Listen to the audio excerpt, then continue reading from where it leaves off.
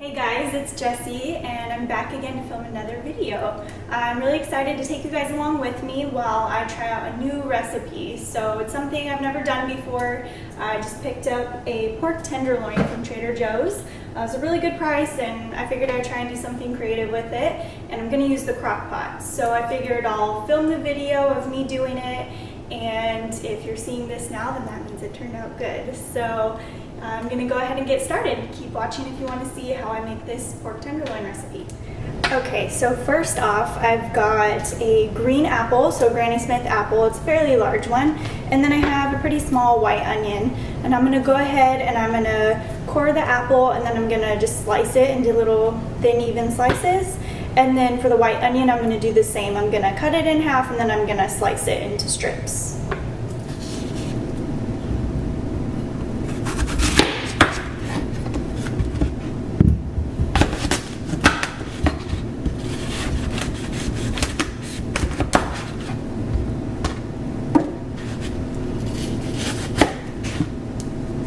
So that's how I like to remove the cores. I just kind of tilt them on their side and cut diagonally to get them out. Let's get that little seed out of there. Then I lay it down. It kind of has a flat edge now, and then I just go in and slice it. So from each quarter of the apple, I'm getting about 4 slices, just to give you an idea of the size.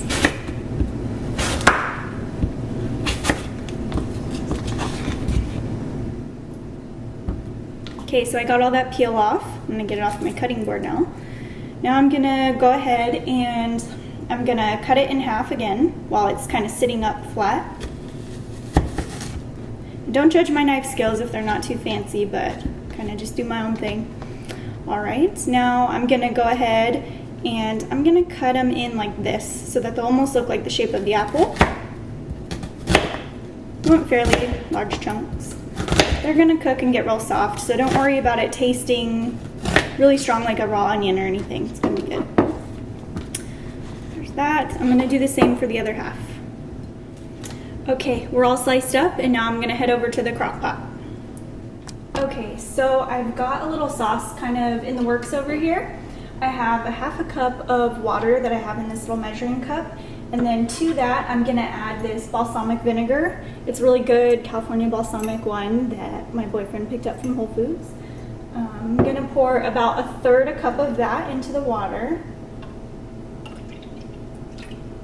I think the balsamic will be really good with the pork. Kind of the flavors should go pretty well.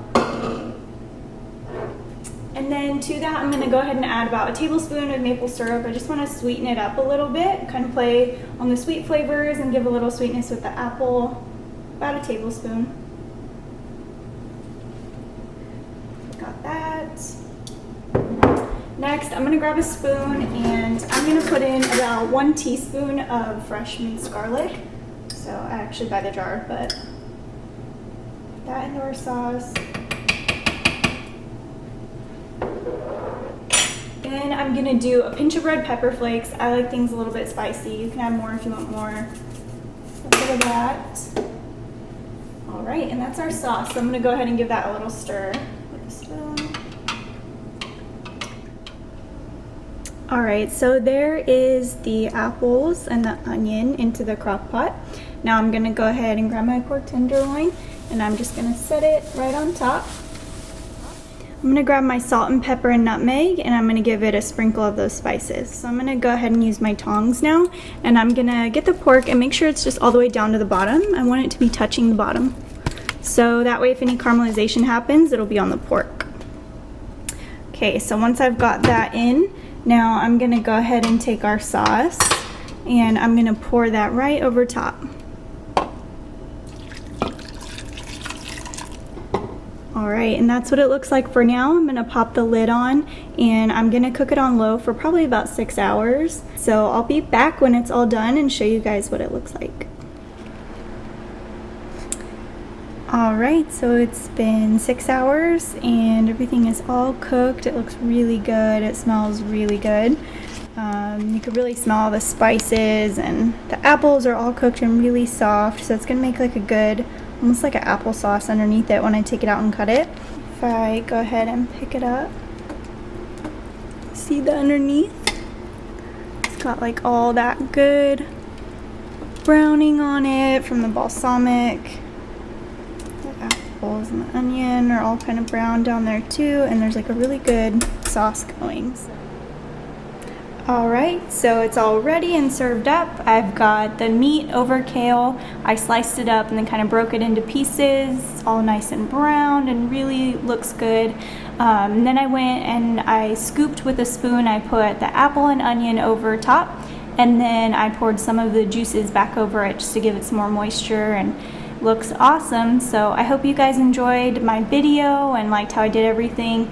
I'm gonna go ahead and take some pictures and put those on my blog, and I'll have the full recipe on there if you want to go ahead and recreate it. So I'll see you guys soon. Bye.